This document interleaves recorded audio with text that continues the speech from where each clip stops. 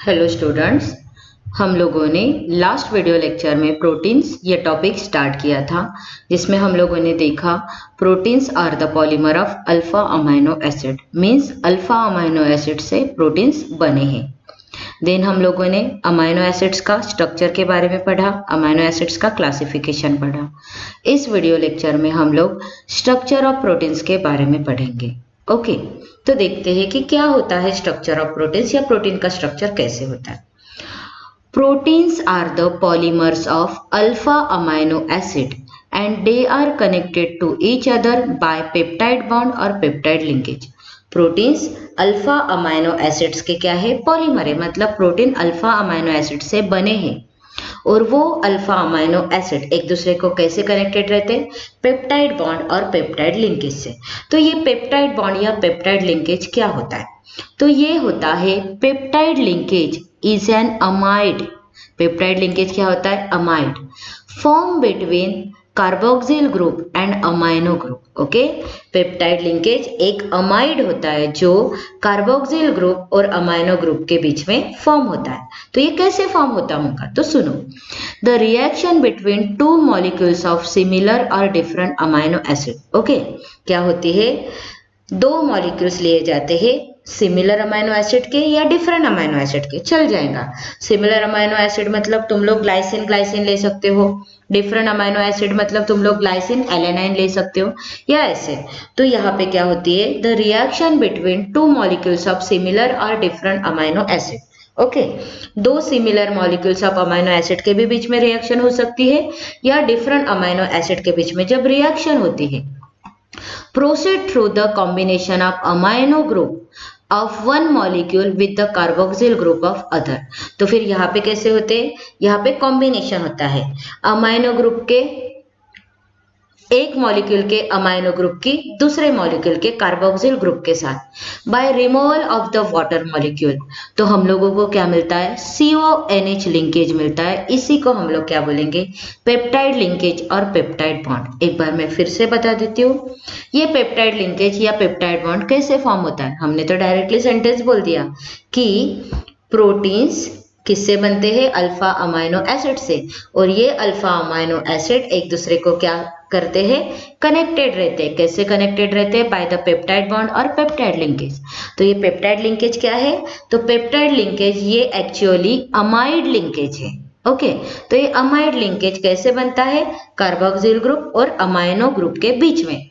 तो ये peptide bond या पेप्टाइड लिंकेज कैसे फॉर्म होता है?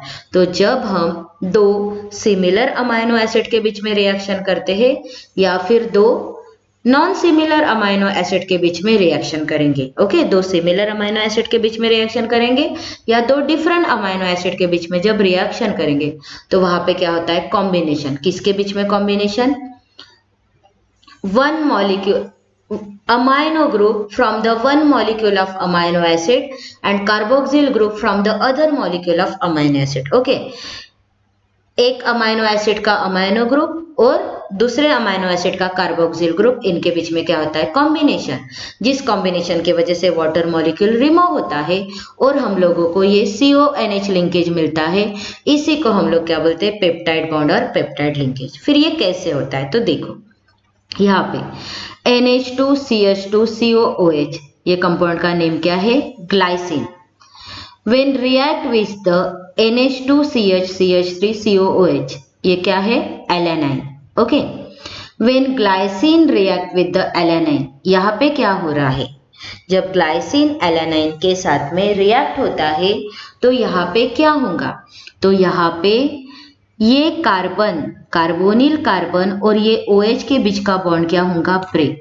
कार्बोनिल कार्बन और OH के बीच का बॉन्ड होगा ब्रेक।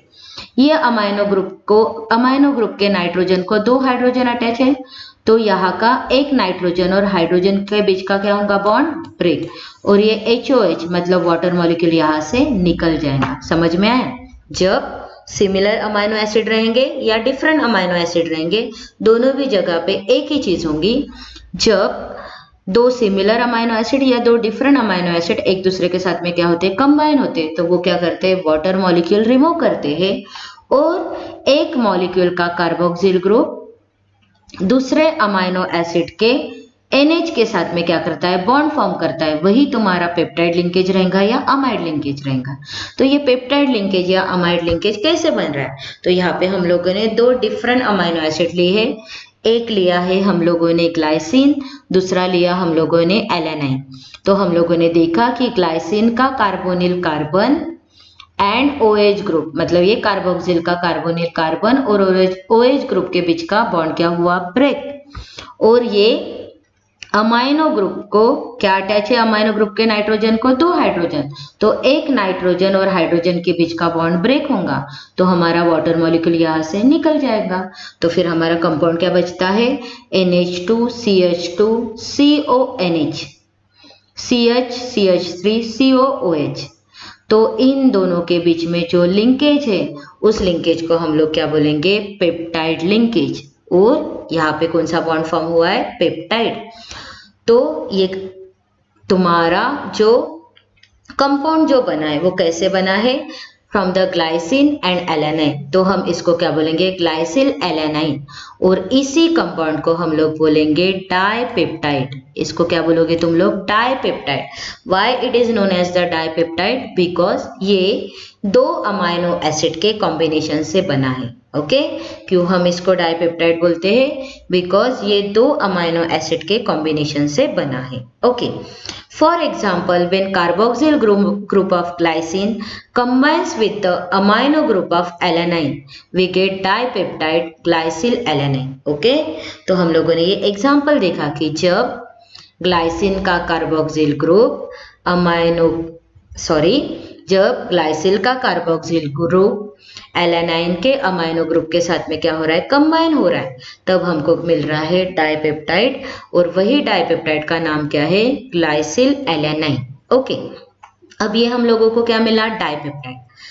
अगर हम लोगों ने इस डाइपेप्टाइड में और एक थर्ड अमाइनो एसिड को ऐड किया, ओके मैं यहाँ पे बस थर्ड लिख देती हूँ। अगर हमने इस डाइपेप्टाइड में और एक थर्ड अमाइनो एसिड ऐड किया तो क्या हो जाएगा, अगेन यहाँ से OH और दूसरे अमाइनो ग्रुप से हाइड्रोजन मिला के वाटर निकल जाएगा। ओके और फिर अगेन यहाँ पे तुम लोगों को मिलेगा CONH linkage, that is the peptide linkage. मतलब तुम लोगों को क्या मिलेगा, ट्राइपेप्टाइड। समझ में आ रहा है। अगर मैंने इस डाइपेप्टाइड में थर्ड अमाइनो एसिड ऐड किया तो अगेन क्या हो जाएगा, इस कार्बोक्सिल के कार्बोनिल कार्बन और OH के बीच का बॉन्ड ब्रेक होगा और जो थर्ड अमाइनो एसिड है उनका NH बॉन्ड ब्रेक होके वाटर मॉलिक्यूल निकल जाएगा और थर्ड अमाइनो एसिड के साथ में ये डाइपेप्टाइड अगेन पेप्टाइड लिंकेज बनाएगा, COOH लिंकेज बनाएगा। देन फिर मैं तब वो क्या बन जाएगा, ट्राइपेप्टाइड। तब वो बनेगा ट्राइपेप्टाइड। फिर मैं ट्राइपेप्टाइड में अगेन अमाइनो एसिड ऐड करूंगी तब वो बनेगा टेट्रापेप्टाइड। टेट्रापेप्टाइड में अगेन अमाइनो एसिड ऐड करूंगी वो बनेगा पेंटापेप्टाइड। पेंटापेप्टाइड में अगेन अमाइनो एसिड ऐड करूंगी हेक्सा। देन हेक्सा में ऐड करूंगी हेप्टा। हेप्टा में ऐड करूंगी ऑक्टा। ऑक्टा में ऐड करूंगी नोनिया। नोनिया में ऐड करूंगी डेकिया। मतलब ऐसे में 1 अमाइनो एसिड ऐड करते जाऊंगी तो तुम्हारा कंपाउंड क्या बनते जाएगा, 2 अमाइनो एसिड ऐड करूंगी डाइपेप्टाइड। 3 होंगे, डाइपेप्टाइड में एक और अमाइनो एसिड ऐड किया ट्राई में एक और अमाइनो एसिड ऐड किया टेट्रा। तो ऐसे तुम्हारी क्या होती जाएंगी, पेप्टाइड लिंकेज वाली चेन बनते जाएंगी। When the number of such amino acid is more than 10, then the products are called polypeptide. और ऐसे अमाइनो एसिड का नंबर अगर 10 से ज्यादा है, when the number of such amino acid is more than 10, ऐसे अमाइनो एसिड के linkage का नंबर अगर 10 से ज्यादा है तो उस प्रोडक्ट को हम लोग क्या बोलेंगे, पॉलीपेप्टाइड। मतलब अगर मैंने डाई में एक और अमाइनो एसिड किया तो ट्राई, वैसे एक ऐड करती हूँ तो क्या बन जाएगा तुम्हारा डेकिया पेप्टाइड। और डेकिया पेप्टाइड में भी मैं अगर एक और अमाइनो एसिड करती हूँ तो क्या बन जाएगा तुम्हारा अनडेकिया पेप्टाइड। मतलब जैसे ये नंबर ऑफ अमाइनो एसिड 10 से ज्यादा होते हैं तो हम उसको क्या बोलेंगे, polypeptide. Then what is the meaning of polypeptide? A polypeptide with more than 100 amino residues having molecular mass higher than 10,000 micron is called a protein. Okay, what is the meaning of polypeptide? Polypeptide जिसमें 100 से ज्यादा amino acid का combination होता है और जिसका molecular mass 10,000 micron से ज्यादा होता है, हम उसी को क्या बोलते हैं? प्रोटीन। समझ में आए? What is the protein? Protein किससे बनता है? पॉलीपेप्टाइड से। और ये पॉलीपेप्टाइड क्या होता है? जिसमें 100 से ज्यादा अमाइनो एसिड कंबाइन होते हैं और जिसका मॉलिक्यूलर मास 10,000 माइक्रोन से ज्यादा होता है, वो क्या रहेंगे तुम्हारे? Protein. Okay. However, the distinction between a polypeptide and a protein is not very sharp. Okay, polypeptide और प्रोटीन के बीच का जो डिफरेंस है वो बहुत ज्यादा शार्प नहीं है। Polypeptides with few amino acid are likely to be called proteins if they ordinarily have a well-defined conformation of a protein such as insulin which contains 51 amino acid. Okay, हम लोगों ने तो बोला कि more than 100 polypeptide या फिर a polypeptide with more than 100 amino acid. Okay, more than 100 amino acid के combination से जो पॉलीपेप्टाइड बनते हैं उन्हीं को हम लोग क्या बोलते हैं? प्रोटीन। बट ये डिस्टिंक्शन प्रोटीन और पॉलीपेप्टाइड का इतना शार्प नहीं है। क्यों? बिकॉज 100 अमाइनो एसिड से लेस कॉम्बिनेशन वाले अमाइनो एसिड के कॉम्बिनेशन से भी प्रोटीन बनते हैं। जैसे फॉर एग्जांपल 51 अमाइनो एसिड के कॉम्बिनेशन से भी इंसुलिन बनता है और ये इंसुलिन क्या है? प्रोटीन। तो ये हो गया तुम्हारा स्ट्रक्चर ऑफ प्रोटीन। ओके, अब हम आगे देखते हैं प्रोटीन्स का classification. Proteins can be classified into two types on the basis of their molecular shape. Okay, molecular shape के accordingly प्रोटीन का दो टाइप्स में क्लासिफिकेशन होता है। एक होता है फाइब्रस प्रोटीन एंड दूसरा होता है तुम्हारा ग्लोबुलर प्रोटीन। तो हम लोग सबसे पहले देखेंगे कि फाइब्रस प्रोटीन क्या है। When the polypeptide chain, okay, protein का क्लासिफिकेशन देख रहे हैं। प्रोटीन का दो तरीके से क्लासिफिकेशन होता है, one is the fibrous protein and other one is the globular protein. तो सबसे पहले हम लोग देखेंगे फाइब्रस प्रोटीन क्या है। When the polypeptide chain run parallel and are held together by hydrogen and disulphide bond, then the fibre like structure is form. Okay, जब polypeptide chain parallelly क्या होते हैं? रन करते हैं। जब पॉलीपेप्टाइड चेन पैरेलली रन करते हैं और वो एक दूसरे से हाइड्रोजन बॉन्ड या डाइसल्फाइड बॉन्ड से हेल्ड रहते हैं या लिंक रहते हैं, then the fibre like structure is form. जैसे फॉर एग्जांपल मैं यहाँ पे एक पॉलीपेप्टाइड चेन ड्रॉ कर रही हूँ और यहाँ पे क्या है? तुम्हारी दूसरी पॉलीपेप्टाइड चेन।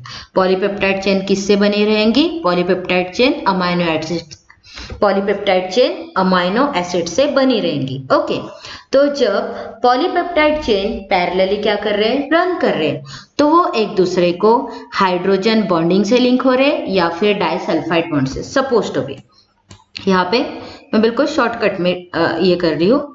यहाँ पे क्या है? तुम्हारा अमाइनो ग्रुप है, ठीक है। अमाइनो ग्रुप को क्या अटैच है? दो हाइड्रोजन।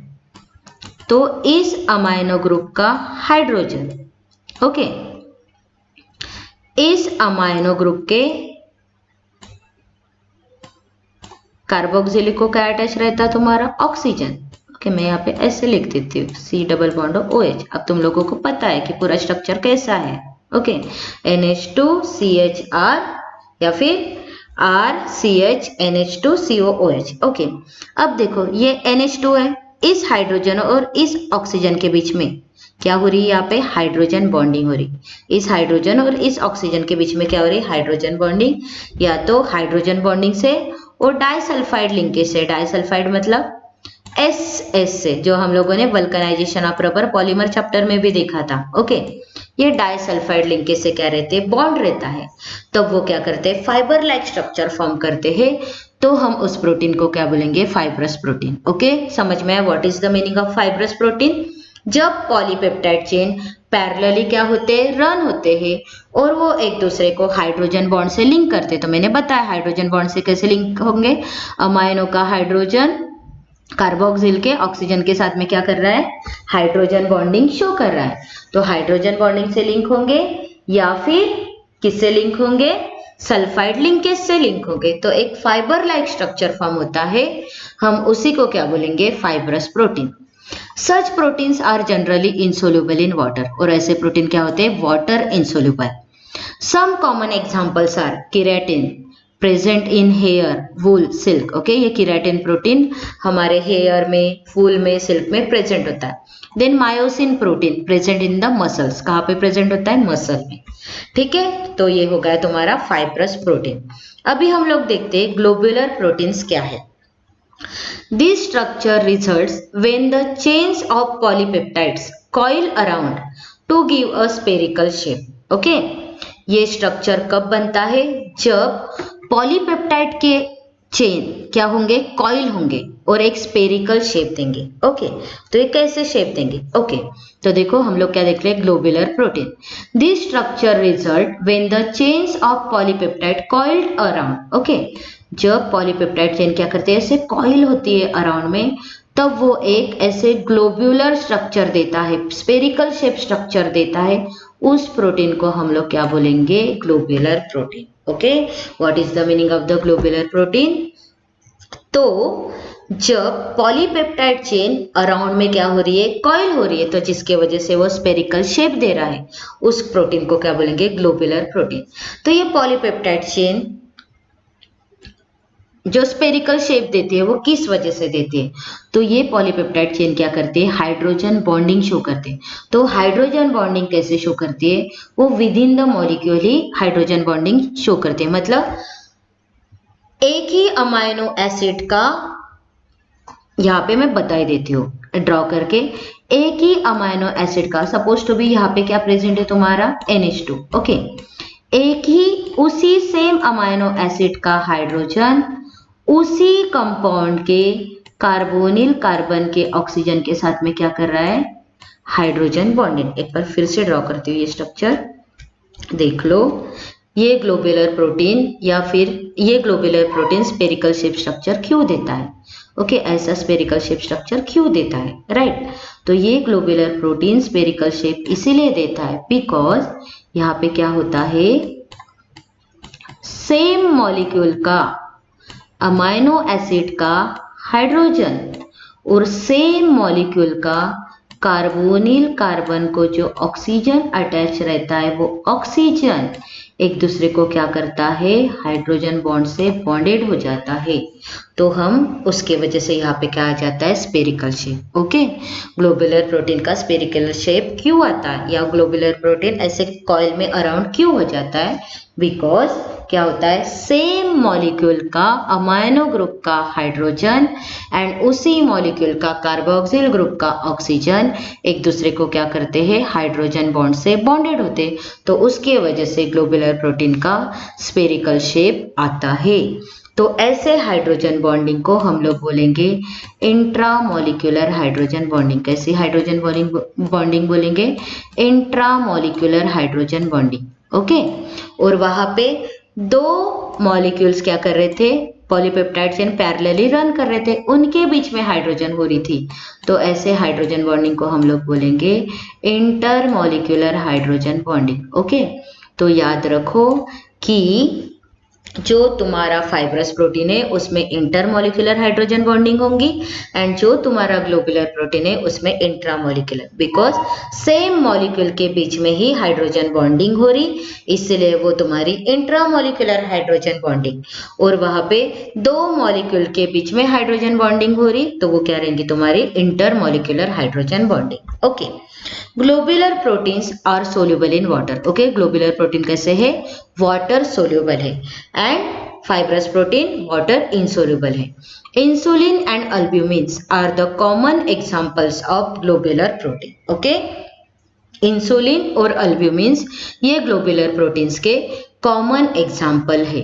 तो यहाँ पे मैंने प्रोटीन्स का क्लासिफिकेशन बता दिया तुम लोगों को।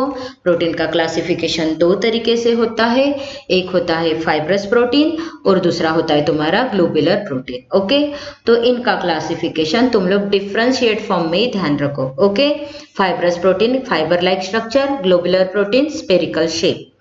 फाइब्रस प्रोटीन में मॉलिक्यूल्स पॉलीपेप्टाइड चेन क्या होती है, पैरेलली रन होती है और उनके बीच में हाइड्रोजन बॉन्डिंग या डाइसल्फाइड लिंकेज आता है।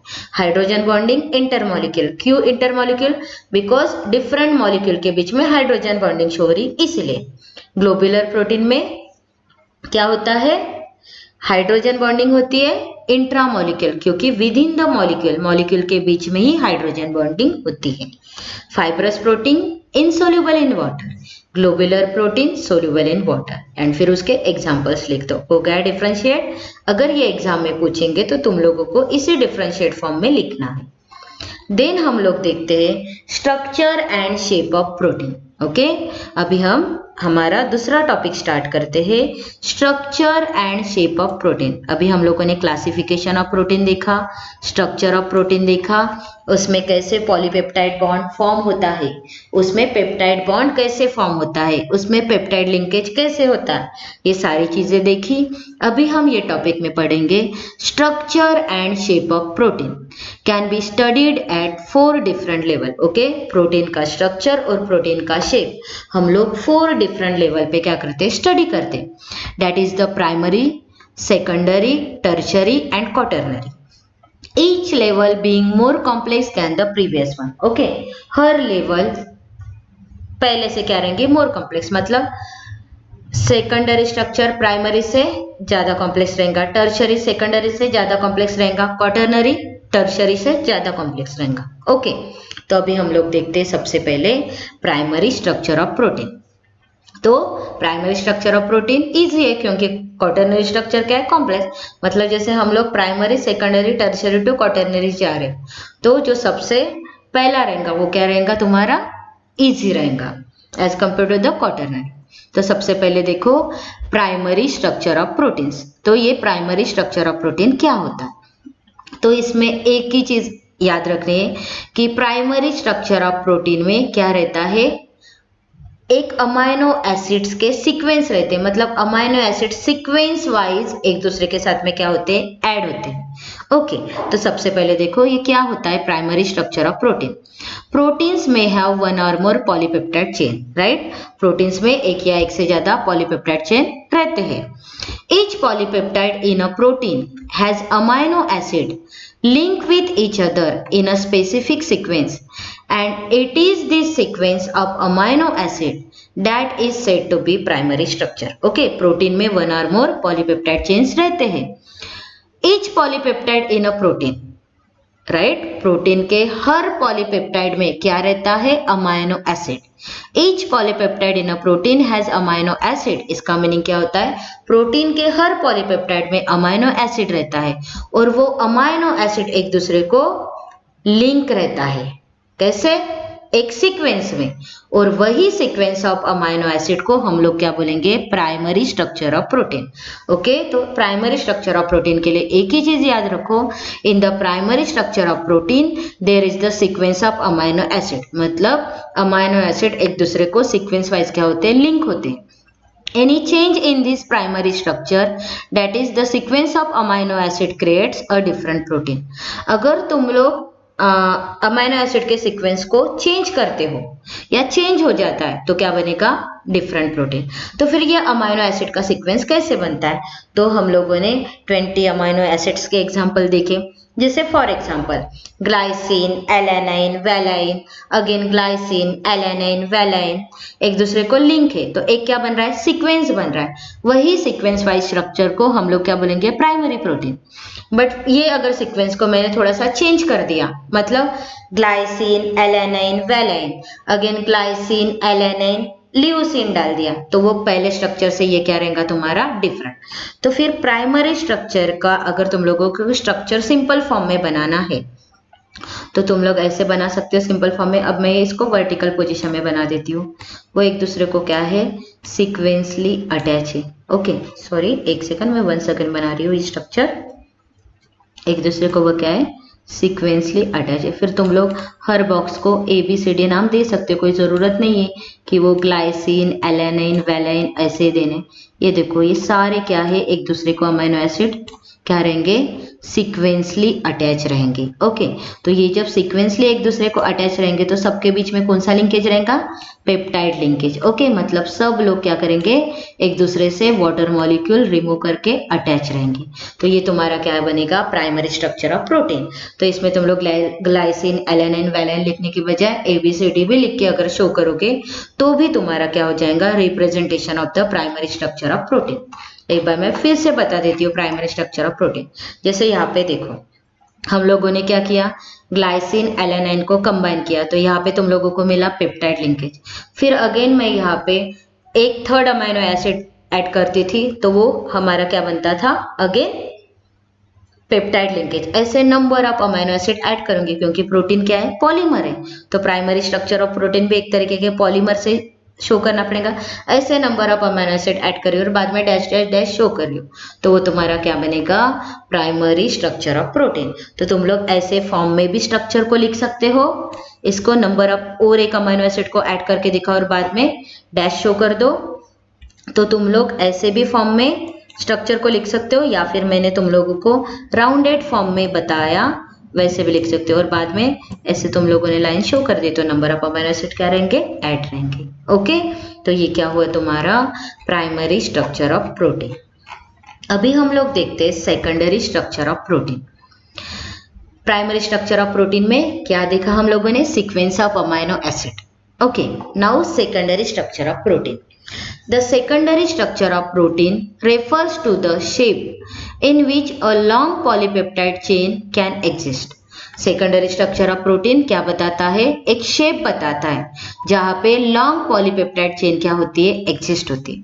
प्राइमरी स्ट्रक्चर ऑफ प्रोटीन हम लोगों को सीक्वेंस ऑफ अमाइनो एसिड के बारे में बताता है और सेकेंडरी स्ट्रक्चर ऑफ प्रोटीन में प्रोटीन के शेप के बारे में बताया गया है। Secondary structure of protein refers to the shape in which a long polypeptide chain can exist. जहाँ पे long polypeptide chain रहती है। They are found to exist in two different types of structure. Secondary structure of protein दो different type of structure में exist रहता है। एक रहता है alpha helix and other one is the beta plated seed structure. Okay, secondary structure of protein के दो structure होते हैं, alpha helix and other one is the beta plated seed structure. तो हम लोग देखेंगे इनके फिर कि ये स्ट्रक्चर कैसे बनते हैं। These structures arise due to regular folding of the backbone of the polypeptide chain due to hydrogen bonding between C double bond of carbonyl group and the NH amino group of the peptide bond. Okay, तो ये structure क्यों बनते हैं? ये alpha helix structure या फिर beta pleated seed structure क्यों बनते हैं? तो ये alpha helix structure and beta pleated structure किसकी वजह से बनते हैं? तो ये स्ट्रक्चर बनते हैं regular folding of the backbone of the polypeptide chain. Okay, यहाँ पे क्या हो रहा है? पॉलीपेप्टाइड चेन की रेगुलर फोल्डिंग हो रही है। क्यों हो रही है पॉलीपेप्टाइड चेन की regular folding? Due to the hydrogen bonding in between the carbonyl group and amine group. इनके बीच में क्या हो रहा है? हाइड्रोजन बॉन्डिंग हो रही है। ये तुम्हारा क्या है? पेप्टाइड बॉन्ड है, C double bond and NH। तो इनके बीच में हाइड्रोजन बॉन्डिंग होने की वजह से ही हम लोगों को alpha helix and beta plated seed structure मिले। तो सबसे पहले हम लोग देखेंगे अल्फा हेलिक्स स्ट्रक्चर क्या है एंड देन हम लोग देखेंगे बीटा प्लेटेड सीड स्ट्रक्चर क्या है। Alpha helix is one of the most common ways in which a polypeptide chain forms all possible hydrogen bonds. Okay, alpha helix क्या है?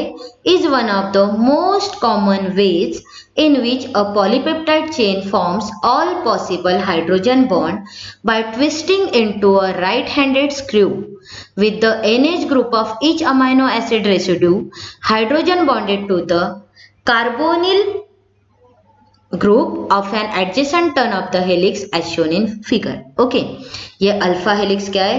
Most common veg है जहां पे पॉलीपेप्टाइड चेन फॉर्म होती है। Okay, alpha helix क्या है? ये अल्फा हेलिक्स ऐसा कंपाउंड है जहां पे पॉलीपेप्टाइड चेन जो बनी रहती है वो क्या करती है? ऑल पॉसिबल हाइड्रोजन बॉन्ड को बना देती है। तो ऑल पॉसिबल हाइड्रोजन बॉन्ड को बनाने के लिए उसको ट्विस्ट होना पड़ता है। तो क्या बनता है? ऐसे एक ट्विस्टेड स्ट्रक्चर बनता है। दिख रहा है ये जो पूरा का पूरा ये जो स्ट्रक्चर बन रहा है वो किसके वजह से बन रहा है? अल्फा हेलिक्स का बिकॉज यहाँ पे क्या हो रही है, पॉलीपेप्टाइड चेन जो बनती है वो सारे के सारे ऑल पॉसिबल हाइड्रोजन बॉन्ड को बना रही है। तो ऑल पॉसिबल हाइड्रोजन बॉन्ड को बनाने की वजह से इसका एक स्ट्रक्चर ऐसे स्पाइरल टाइप आ रहा है, ट्विस्टेड टाइप आ रहा है। तो ये किसके वजह से हो रहा है? This is due to the intramolecular hydrogen bonding. किसके वजह से हो रहा है? ये इंट्रामोलिक्यूलर हाइड्रोजन बॉन्डिंग, मतलब यहाँ पे विद इन द मॉलिक्यूल क्या हो रहा है? Hydrogen bonding. यहाँ पे देखो, कार्बोनिल ग्रुप का oxygen bonded with the amino group का हाइड्रोजन, अगेन मतलब वही जो तुम्हारा पेप्टाइड बॉन्ड है उसी के बीच पे लिंकेज हो रहा है। CONH हर जगह पे, हर पॉसिबल वो क्या कर रहा है? हाइड्रोजन बॉन्ड कर रहा है, जिसके वजह से ये स्ट्रक्चर हम लोगों को मिलता है। एंड इसी स्ट्रक्चर को क्या बोलेंगे? Alpha helix structure. ये सेकेंडरी स्ट्रक्चर ऑफ प्रोटीन का क्या है? Alpha helix structure. देन हम लोग देखते हैं बीटा प्लेटेड शीट स्ट्रक्चर। ये होता है beta pleated sheet structure. Okay, तो ये कैसा होता है beta pleated sheet structure? Beta pleated sheet structure और beta plated sheet structure or polypeptide chains are stretched out to nearly maximum extension and then laid side by side, which are held together by intermolecular hydrogen bonding। मतलब fibrous structure की तरह ये यहाँ पे क्या होता है? In the beta pleated sheet structure में क्या होता है? सारे के सारे पॉलीपेप्टाइड चेन स्ट्रेच आउट होते हैं, ओके, एक मैक्सिमम एक्सटेंशन तक, जिसके वजह से ये क्या होते हैं? साइड बाय साइड क्या होते हैं? लाई होते हैं। दिख रहा है? ये साइड बाय साइड क्या होंगे? लाई होंगे। और इनके बीच में दो मॉलिक्यूल्स के बीच में क्या हो जाएंगी? Hydrogen bonding. यहाँ पे देखो, ये मॉलिक्यूल के हाइड्रोजन बॉन्डिंग ये मॉलिक्यूल के बीच में हो रही है, मतलब यहाँ पे भी पेप्टाइड बॉन्ड वाली हाइड्रोजन बॉन्डिंग होगी। यहाँ पे देखो CONH और इस मॉलिक्यूल के साथ में हाइड्रोजन बॉन्डिंग होगी सेम पेप्टाइड बॉन्ड वाली। हम उसे क्या बोलोगे? Secondary structure of protein. मतलब ये क्या है तुम्हारा? Beta pleated sheet structure. Okay, समझ में आया बीटा प्लेटेड शीट स्ट्रक्चर कैसे होता है? यहाँ पे पॉलीपेप्टाइड चेन क्या होते हैं? स्ट्रेच आउट होते हैं, तो उसके वजह से वो साइड बाय साइड लाई होती है। तो यहाँ पे क्या हो जाएगा? ये पॉलीपेप्टाइड चेन के बीच में पेप्टाइड बॉन्ड रहता है, तो वो क्या करते हैं? पेप्टाइड लिंकेज होते हैं। तो वही पेप्टाइड बॉन्ड क्या करते हैं? इस पेप्टाइड बॉन्ड का CO ग्रुप दूसरे पेप्टाइड बॉन्ड का NH ग्रुप, मतलब O और H, ये क्या करते हैं? हाइड्रोजन बॉन्डिंग शो करते हैं। वही हाइड्रोजन बॉन्डिंग क्या रहेंगी? इस पॉलीपेप्टाइड चेन का है, इस पॉलीपेप्टाइड चेन का है, तो अलग अलग चेन क्या हो रही है? कंबाइन हो रही है हाइड्रोजन बॉन्डिंग की वजह से, या अलग अलग चेन कनेक्टेड हो रही है, हेल्ड हो रही है हाइड्रोजन बॉन्डिंग की वजह से। तो इसको तुम लोग क्या बोलोगे? Intermolecular hydrogen bond. This structure resembles the plated folds of drapery. Drapery मतलब जो क्लोथ्स रहते हैं, right?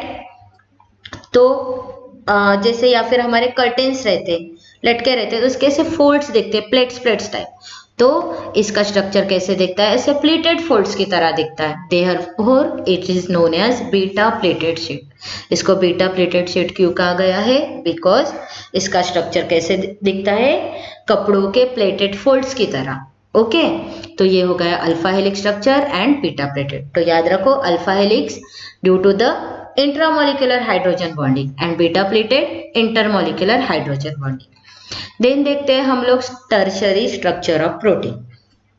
The tertiary structure of protein represents overall folding of the polypeptide chain. Okay, tertiary structure of protein क्या करती है? Polypeptide chain की overall folding करती है। मतलब जो हमारा सेकेंडरी स्ट्रक्चर नहीं रहते क्या, उसमें मोर फोल्डिंग करेंगी। Tertiary structure of protein further folding of the secondary structure of protein करेगा। मतलब सेकेंडरी स्ट्रक्चर ऑफ प्रोटीन से एक नेक्स्ट लेवल की फोल्डिंग कहाँ पे होंगी? टर्शियरी स्ट्रक्चर ऑफ प्रोटीन में। It gives rise to two major molecular shape. Okay, ये दो मेजर मॉलिक्यूलर शेप देगा, फाइब्रस भी देगा एंड ग्लोबुलर भी देगा। क्यों? बिकॉज उसने एक नेक्स्ट लेवल की फोल्डिंग की। The main forces which stabilise the secondary and tertiary structure of proteins are hydrogen bond, disulfide linkages, van der Waals and electrostatic forces of attraction।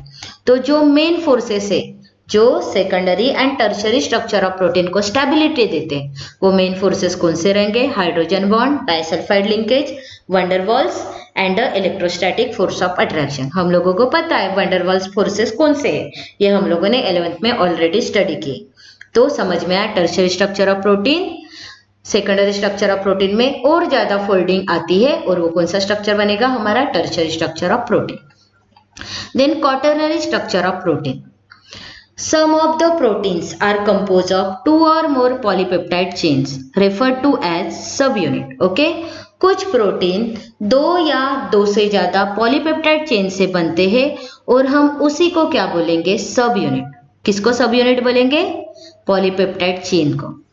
Some of the proteins are composed of 2 or more polypeptide chains and referred to as subunit. Okay कुछ protein 2 या 2 से ज्यादा polypeptide chain से बनते हैं और हम उसी को क्या बोलेंगे? Subunit. किसको? पॉलीपेप्टाइड चेन को। The spatial arrangement of these subunits with respect to each other, और इन्हीं की अरेंजमेंट, बहुत कॉइलिंग वाली अरेंजमेंट एक दूसरे के साथ में, वही से क्या फॉर्म होता है? तुम्हारा क्वाटरनरी स्ट्रक्चर। ओके याद रखो प्रोटीन कैसे कंपोज होते हैं? 2 या 2 से ज्यादा पॉलीपेप्टाइड चेन से। वही पॉलीपेप्टाइड चेन क्या है? सब यूनिट। और इन्हीं पॉलीपेप्टाइड चेन की अरेंजमेंट एक दूसरे के साथ में, उसी को तुम लोग क्या बोलोगे? Quaternary structure of protein. Okay यहाँ पे देखो एक डायग्रामेटिक रिप्रेजेंटेशन दिया है। Okay each coloured ball represents an amino acid. यहाँ पे कलर के बॉल दिख रहे हैं, तो हर कलर बॉल मतलब क्या है? वो एक अमाइनो एसिड है। ओके मतलब सेम कलर वाले same amino acid, different colour वाले different amino acid. So this one is the primary structure. ये देखो secondary structure. This one is the tertiary structure. Secondary structure से मोर कॉइलिंग या more folding, वो tertiary structure. And quaternary structure 2 या 2 से ज्यादा polypeptide chain या फिर सब यूनिट एक दूसरे के साथ में ज्वाइंट है, कनेक्टेड है। कहाँ पे? Quaternary structure of protein. Diagrammatic representation of protein structure. Okay 2 सब units of 2 types in the quaternary structure. यहाँ पे क्वाटरनरी स्ट्रक्चर में 2 अलग अलग तरीके के सब यूनिट्स क्या है? ज्वाइन हो गए। यहाँ पे देखो ये सब यूनिट ज्वाइन होकर है, ये दूसरा सब यूनिट ये मेन स्ट्रक्चर के साथ में ज्वाइन होकर है, तो ये क्या बना? तुम्हारा क्वाटरनरी स्ट्रक्चर ऑफ प्रोटीन। ठीक है देन यहाँ पे देखो तुम लोग, यहाँ पे ऐसे दिया है primary, secondary, tertiary and quaternary structure of haemoglobin. Haemoglobin भी क्या है? एक तरीके का तुम्हारा प्रोटीन है। तो यहाँ पे देखो प्राइमरी स्ट्रक्चर हीमोग्लोबिन का, ये सेकेंडरी स्ट्रक्चर है tertiary structure and quaternary structure. तो ये स्ट्रक्चर तुम लोग देख लो। तो यहाँ पे हम लोगों ने कौन सा टॉपिक कवर किया? यहाँ पे हम लोगों ने primary structure of protein, secondary structure of protein, tertiary structure of protein and quaternary structure of protein, ये टॉपिक को कवर किया। अब हम प्रोटीन का लास्ट टॉपिक देख लेते हैं और हमारा यहाँ पे प्रोटीन ये टॉपिक फिनिश हो जाएगा। लास्ट टॉपिक ऑफ प्रोटीन क्या है? Last topic of protein denaturation of protein. Okay सबसे पहले what is the meaning of denaturation? तो क्या होगा? एक्चुअल जो प्रोटीन रहता है उसकी एक्टिविटी में क्या करना? चेंज आ जाना। जैसे फॉर एग्जांपल एग है, जब तुम लोगों के पास में एक एग है, तुम लोगों ने मार्केट से एग्स खरीद लिए और वो तुम लोगों ने एग्स को ऐसे एक नीचे फेंक दिया, वो क्या हो जाएगा? फूट जाएगा। बट वही एग को मैंने बॉईल किया, बॉईल करने के बाद में मैंने वो एग को नीचे फेंका, तो वो फूटेगा नहीं। मतलब उसकी प्रॉपर्टी में क्या हुआ? चेंज हुआ। उसी को तुम लोग क्या बोलोगे? Denaturation of protein. तो देखते हैं फिर क्या होता है डीनेचरेशन ऑफ प्रोटीन। तो याद रखो what is the meaning of the denaturation of protein? Protein की प्रॉपर्टी में चेंज होना। सुनो, proteins found in a biological system with a unique 3-dimensional structure. Okay protein biological system में एक 3-dimensional स्ट्रक्चर में मिलता है, unique, and biological activity is called a native protein. Okay और उसी बायोलॉजिकल एक्टिविटी को हम लोग क्या बोलेंगे? Native protein. When a protein in its native form is subjected to physical change like change in temperature और chemical change, like change in pH, the hydrogen bonds are disturbed. Okay, जब protein उसके native form में रहता है तो उसमें कुछ physical changes आते हैं, जैसे चेंज इन टेम्परेचर, या कुछ केमिकल चेंजेस आएंगे जैसे change in pH, hydrogen bond उसका डिस्टर्ब हो जाएगा. Due to this globular protein रहेंगे तो उसके ग्लोबुल्स क्या होंगे, unfold, helix get uncoiled and protein loses its biological activity. समझ में आया? जब प्रोटीन अपने नेटिव फॉर्म में रहता है तो उसमें कुछ फिजिकल चेंजेस आते हैं, केमिकल चेंजेस आते हैं, उसके वजह से प्रोटीन अपने बायोलॉजिकल एक्टिविटी को लूज कर देता है. उसी को हम लोग क्या बोलेंगे, denaturation of protein. During denaturation, secondary and tertiary structures are destroyed, but primary structure remains intact. Denaturation की वजह से क्या होता है, सेकेंडरी और टर्शियरी स्ट्रक्चर डिस्ट्रॉयड हो जाते हैं, but primary structure as it is रहता है. The coagulation of egg white on boiling is a common example of denaturation. Okay, जब तुम लोग एग को बॉईल करते हो तो वो क्या हो जाता है, कोयागुलेट होता है, मतलब वो सॉलिड बन जाता है, तो हम उसी को क्या बोलेंगे, denaturation. Another example is curdling of milk which is cause due to the formation of lactic acid by the bacteria present in the milk. Right, milk में लैक्टिक एसिड प्रेजेंट रहता है और उसके another example is curdling of milk. Okay, milk का conversion curd में हो जाता है, किसके वजह से, मिल्क में बैक्टीरिया प्रेजेंट रहते हैं उसकी वजह से. तो मिल्क का कन्वर्शन कर्ड में होना, ये भी एक किसका एग्जांपल है, डीनेचरेशन ऑफ प्रोटीन. तो यहाँ पे हमारा प्रोटीन ये टॉपिक फिनिश होता है, जिसमें हम लोगों ने प्रोटीन का इंट्रोडक्शन देखा, अमाइनो एसिड्स के बारे में पढ़ा, स्ट्रक्चर ऑफ द प्रोटीन पढ़ा, पेप्टाइड बॉन्ड पेप्टाइड लिंकेज क्या होता है, classification of protein, fibrous protein, globular protein, primary, secondary, tertiary and quaternary structure of protein, and last is the denaturation of protein. ये सारी चीजें पढ़ी. आई होप कि तुम लोगों को प्रोटीन ये अच्छे से समझ में आया होगा. ओके, तो अगर तुम लोगों को कोई टॉपिक में डाउट आता है तो तुम लोग ये वीडियो को मेनी टाइम्स देखो, तुम्हारे सारे के सारे डाउट्स क्लियर होंगे, बिकॉज मैंने इस वीडियो में most of the things clear करने की कोशिश की है. Okay, thank you.